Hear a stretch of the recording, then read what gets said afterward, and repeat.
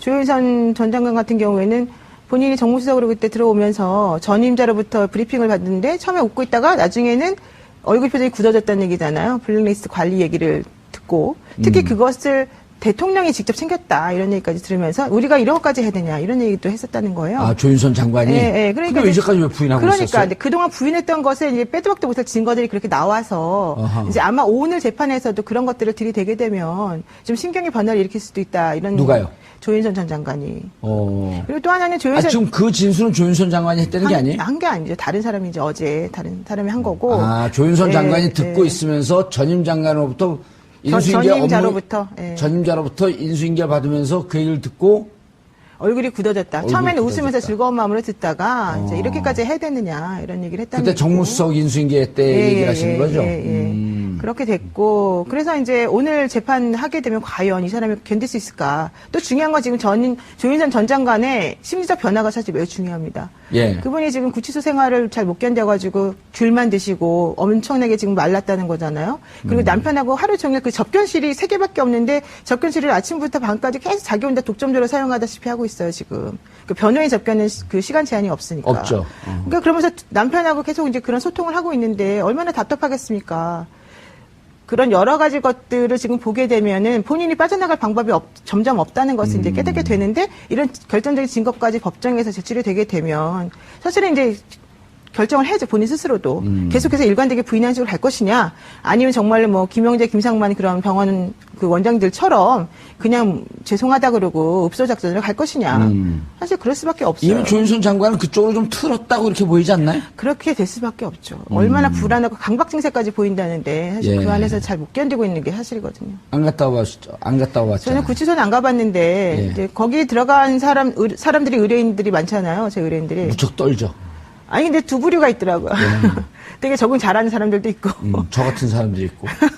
그리고 또 적응 못해서 조금 말린 사람도 있어요. 근데 예. 좀 지나고 나면 확실히 이제 얼굴들은 다 살이 좀 붙으셔서 세 번째 좋아지기도 부류가 하고. 있어요. 어떤? 적응 못하면서 잘하는 척하는 사람들이 있어요. 아, 연기하는 사람들. 쪽팔리니까. 그 뭐 가면 우울증 이런 건가요? 감염성 우울증이요? 아니, 참는 거죠. 참아요? 무너지면 지금 죽는다고 보고. 근데 이제 조윤선 장관 같은 경우는 정말 무너진 제가 거죠. 보기엔 무너지고 있어서 예. 좀 걱정스러운 부분이 사실 있어요. 기자들 통해서 이종훈 평론가님, 네. 기자들 통해서 듣는 얘기는 정신 상태가 심각하게 무너졌다 이렇게 보도가 나오거나 혹은 정보가 이렇게 들어오고 있거든요. 아니, 그러니까 조윤선 전 장관은 지난번에 그 청문회 할 때 우리가 확인했잖아요. 예. 계속 이렇게 몰아세우면 예. 실토를 한다는 거죠. 예, 그래서 참 그 행복하게 말씀을 소위 하시죠. 말하는 이른바 그 멘탈이 예. 그렇게까지 강한 인물이 캐릭터가 못 된다. 그래서 그런데도 지금 갇혀 있죠. 게다가 이분이 또 얼마나 외모에 신경을 많이 쓰시는 분입니까? 이 피부 관리 굉장히 신경을 많이 쓰시거든요. 조금 위험합니다. 박근혜 전 대통령 못지않게 예. 굉장히 그런 쪽에 신경을 많이 쓰는 걸로 알려져 있는 분인데 예. 그런 것도 못하지. 그러니까 여성으로서 그런 스트레스가 엄청날 거예요 아마. 예. 그런 것 때문에 아마 더욱 더 지금 굉장히 좀 심리 상태가 불안정할 거다. 노영희 변호사님, 네. 마지막 결정적 질문. 하지 마세요. 아니요, 법률 질문. 아, 예, 왜냐하면 알겠습니다. 예. 조윤선 두 부류가 지금 남아 있는 거예요. 김기춘 끝까지 모른다. 조윤선 장관 사실은 했습니다. 대통령 지시로 했습니다. 그리고 인정하고 잘못했습니다. 라고 갔을 경우에 직권남용이란 말이에요, 이게. 물론 기본적으로 특검에서 헌법 정신을 위배한 것이다라고 아주 높은 법률 철학적 얘기를 했지만 법은 싸잖아요, 이게. 직권남용 5년 이하의 징역. 네, 되게 형량에서 약간 10년 이하의 자격정지. 1,000만 원 이상의 벌금. 이하의 벌금. 이하의 벌금. 그게 싸단 말이에요, 이게. 그럼 인정하게 되면 조윤선 장관 같은 경우는 형이 집행유예 나올 가능성이 높은데. 나와야 되겠죠, 사실. 근데 김기춘 실장 같은 경우는 부인한단 말이에요. 그럴 경우 집행유예는 못 나오지 않습니까? 이제 집행유예 해주는 조건이 예. 기본적으로 본인이 이제 정말 범죄 저질렀다면 인정하고. 범죄한 사실을 인정하고 진정하게 뉘우치고. 뉘우치고 이래야 되잖아요. 예. 개전의 정이 있는 게 또 예. 중요하고. 그런데 만약에 조윤선 전 장관 같은 경우에 죄송하다. 내가 나중에 알았는데 박근혜 전 대통령을 좀 보호해야 된다는 생각 때문에 그런 식으로 잘못된 말을 하게 되었다라는 식으로 지금 얘기가 나오게 되면 또 그럴 수 있죠. 근데 지금 국회에서의 그 증언 및 뭐 그 감청에 관한 법률인가 그거의 위반이잖아요. 지금 그분들이 다 위증했다는 아직 혐의로. 고발했는지 안 했는지 그것도 고발했네요. 고발했잖아요. 고소를 예, 그래서 그게 1년에서 10년 사이에 그 징역형을 선고하게끔 되어 있는 범죄거든요. 근데 사실 이제 그걸 따지면 같이 한 사람에 대해서 여러 가지 범죄 혐의가 들어가 있는 거기 때문에 반드시 5년 이하만 들어가는 건 아니니까 세질 수는 있어요. 그렇지만 그거에 불구하고 집행유예는 가능하죠. 아니요, 김기춘 인정을 안 할 김기춘 전 실장 같은 경우에 또 끝까지 인정 안 할지는 사실 몰라요. 그분도 사실은 대통령이 시켰다라는 식의 말을 조금 했어요. 했죠. 예, 그래서 이분이 재판이 사실 지금 시작한 지가 오늘인가가 지금 첫 번째 날 아니겠습니까? 그러니까 앞으로 어떻게 전개될지는 모르고. 전제로 끝까지 부인했을 경우. 조윤선 전 장관 같은 경우에는 본인이 정무수석으로 그때 들어오면서 전임자로부터 브리핑을 받는데 처음에 웃고 있다가 나중에는 얼굴 표정이 굳어졌다는 얘기잖아요. 블랙리스트 관리 얘기를 듣고. 특히 그것을 대통령이 직접 챙겼다 이런 얘기까지 들으면서 우리가 이런 것까지 해야 되냐 이런 얘기도 했었다는 거예요. 조윤선 장관이.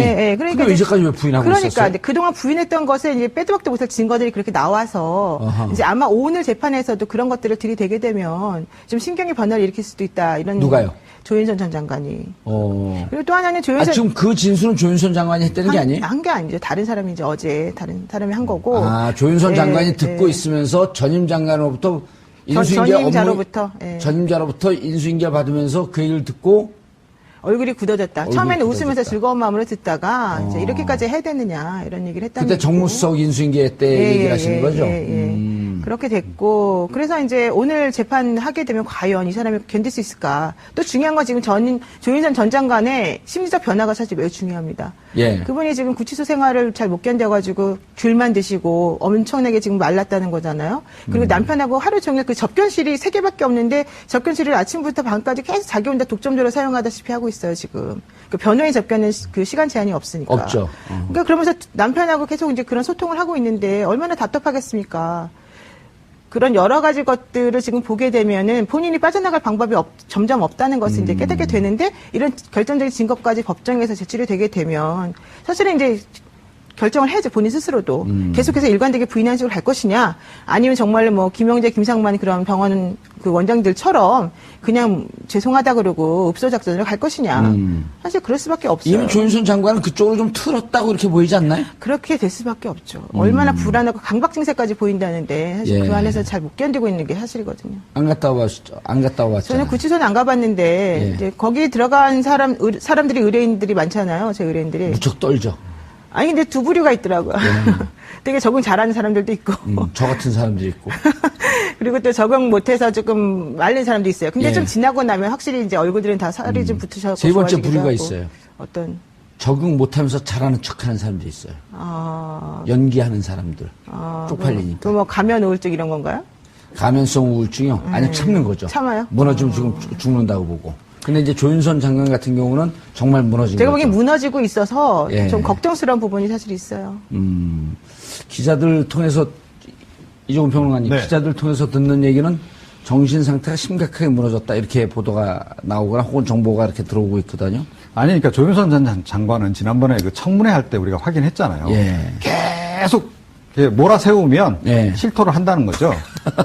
그래서 참 행복하게 말씀하셨어요. 소위 말하는 이른바 그 멘탈이 그렇게까지 강한 인물이 캐릭터가 못 된다. 그래서 그런데도 지금 갇혀 있죠.